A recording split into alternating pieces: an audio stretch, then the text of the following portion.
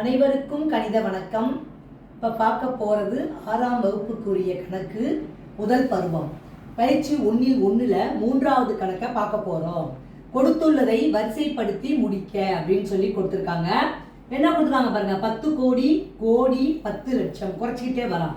அடுத்ததுல இந்த வரிசையில் 10 லட்சத்துக்கு அப்புறம் என்ன வரும்? லட்சம்.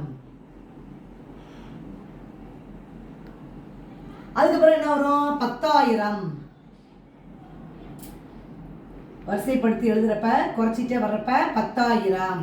அடுத்து என்ன வரும்? 1000.